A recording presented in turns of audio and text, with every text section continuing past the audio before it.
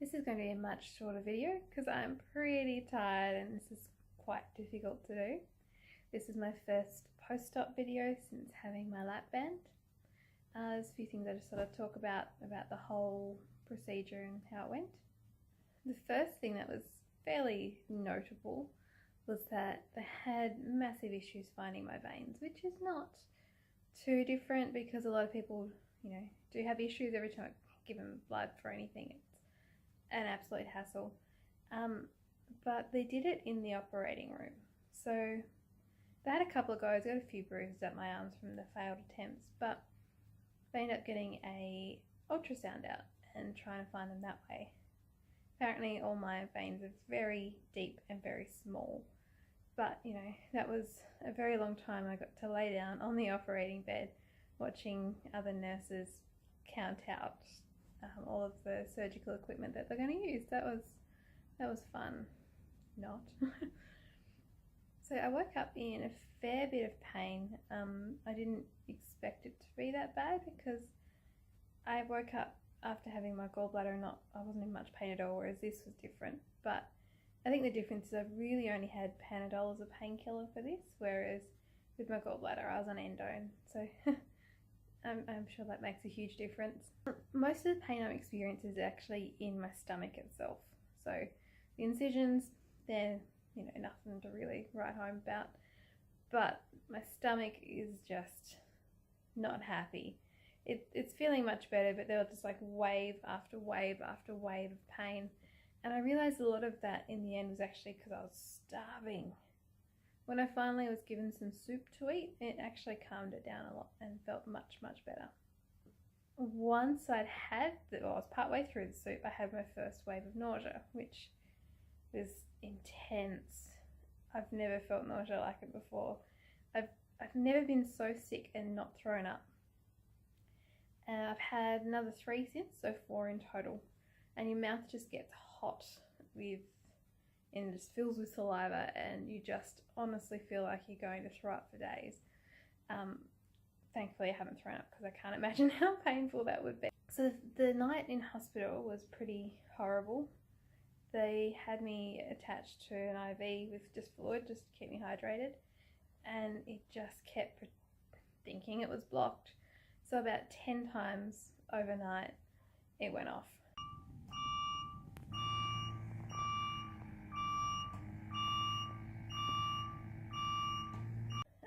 And just beep and beep and beep.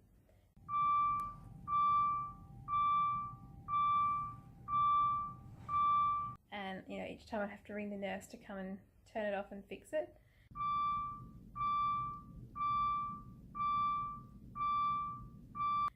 I asked them to take it out because it was so annoying.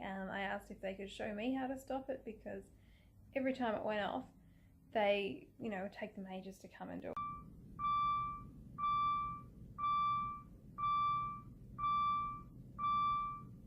And there's also someone else in my room who was not getting any sleep because of my stupid IV.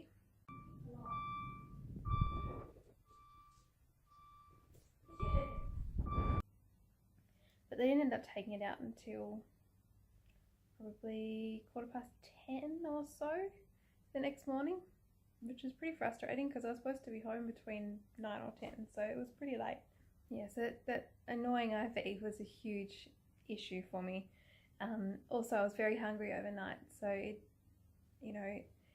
was in a lot of pain because I was hungry. I didn't have any access to food because they feed you, obviously, and I was hungry, in pain, couldn't sleep because every time I started to doze, the IV would go nuts, and half the time I wasn't even moving when it was doing it. I would literally be still as anything and it'd just go crazy.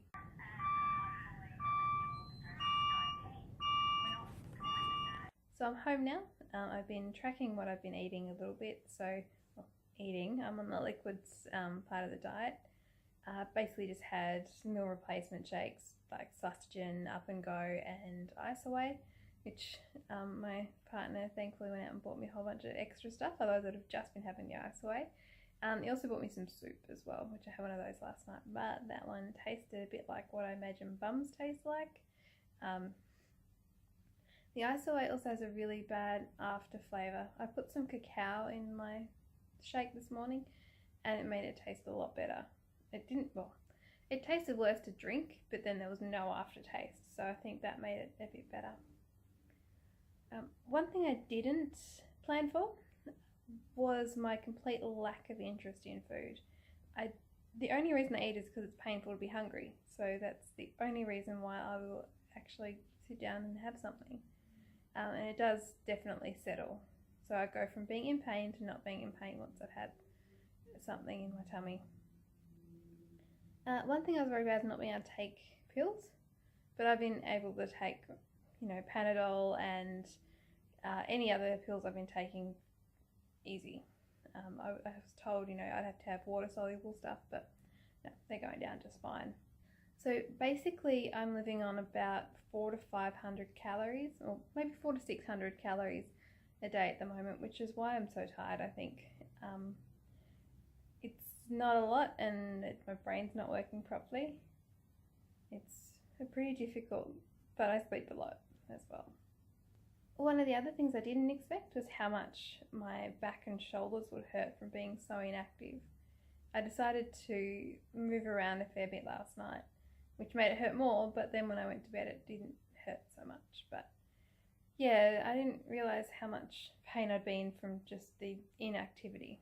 So I guess the good news in all of this, today is Friday, I had the operation done on Tuesday, and I've already lost 2.5 kilos, which I guess when you're not really eating anything is bound to happen, but I was surprised that it happened so quickly, that I got 2.5 kilos down so quickly. So yay, I need 27.5 to go. Woohoo! Bye.